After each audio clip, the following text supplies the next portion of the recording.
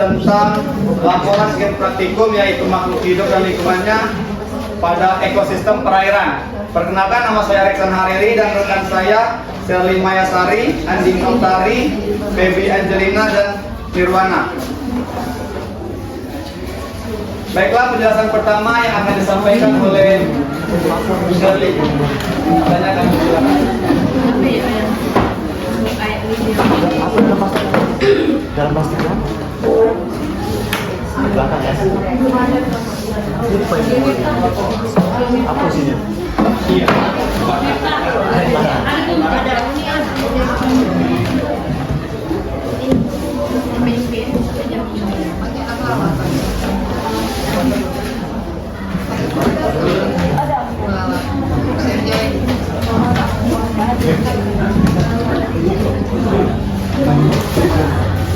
Assalamualaikum warahmatullahi wabarakatuh.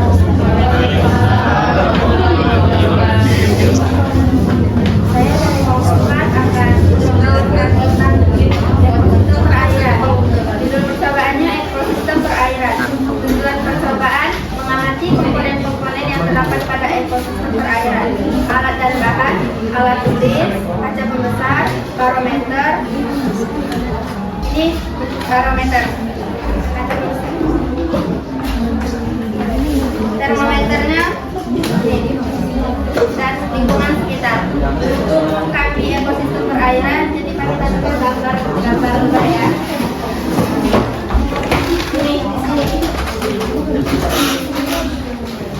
Landasan teorinya, ekosistem adalah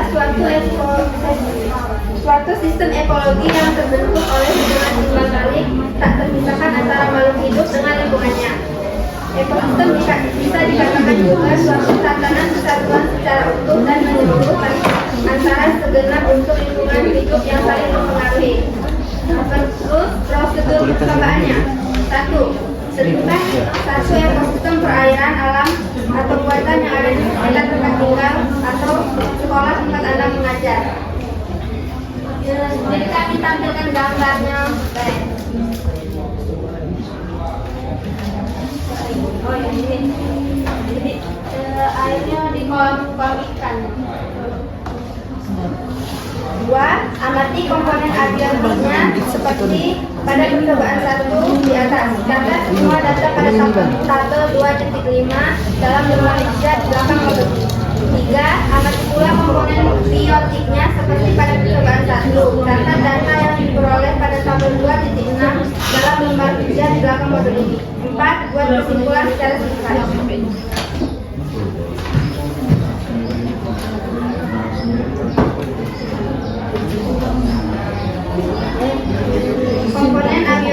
Komponen abiotik adalah faktor tak hidup yang sangat menentukan kelangsungan hidup organisme di dalam ekosistem.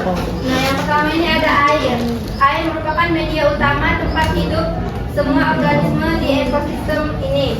Kualitas air yang baik, jernih, dan cukup oksigen sangat penting agar ikan dan tumbuhan dapat hidup sehat. Ini ada hasil pengamatannya. Ini komponen abiotik tabel 2.5. Air ini agak keruh. Suhunya normal, tenang, dan pH-nya netral. Udara. Ini terdapat oksigen yang larut di dalam air cukup untuk makhluk hidup bernapas. Terus cahaya matahari dapat menembus permukaan air, cukup terang untuk pernapasan makhluk hidup. Kemudian ada suhu. Suhu ini terdapat pada alat ukur termometer. Ya. Jadi kita ukur tekanan suhu yang ada di sekitar kolam ikan tadi. Terus dasar perairan atau tanah. Nah, terdapat lapisan lumpur dan sebagian bercampur pasir dan batu sebagai tempat menempelnya lumpur dan habitat hewan. Ini ya teman-teman. Selanjutnya akan dijelaskan oleh Andi.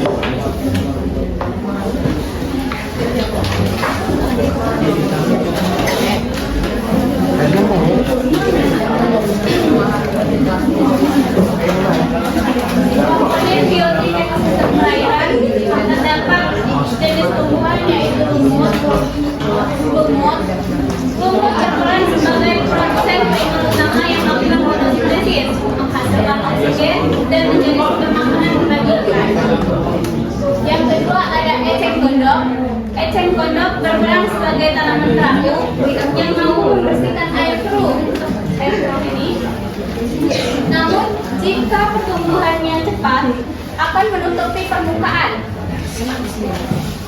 Yang ketiga, ada teratai. Teratai tumbuhan terapung seperti ini. Daunnya melebar, memberikan naungan bagi ikan. Selanjutnya ada water lettuce. Water lettuce serupa dengan eceng gondok, namun tanaman ini berperan sebagai pengikat nutrisi protein, memberi naungan dan menghabitat mikroba pengurai di akar-akarnya, di akar-akar bawah. Selanjutnya ada ganggang air. Ganggang air seperti ini. Adapun jenis hewannya seperti ikan koki, ikan cupang seperti ini, ikan koi dan ikan manifest, dan ikan sepat hias. Pengurai bakterinya seperti bakteri Pseudomonas sp, eceng gondok dan ikan koi, menimbulkan bakteri Bacillus sp, teratai dan ikan cupang, menghasilkan pengurai jamur Saprolegnia sp dan tanaman leather serta ikan nugget. Pengurainya jamur Saprolegnia sp, ganggang air dari ikan sepat menguraikan bakteri Acromobacter sp.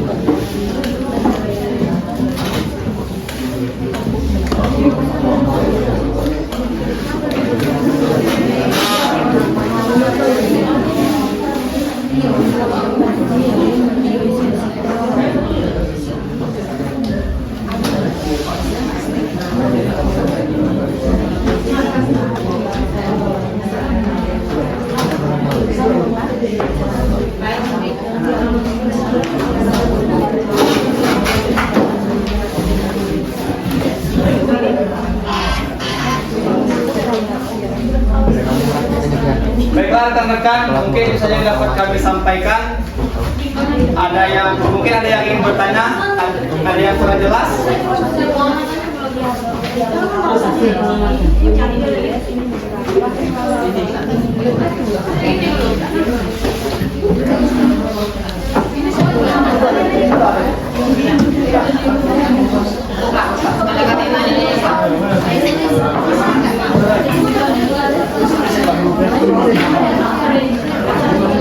Baiklah, kesimpulan penjelasan pada kami hari ini yaitu interaksi dalam ekosistem terjadi hubungan timbal balik yang seimbang antara komponen abiotik dan biotik.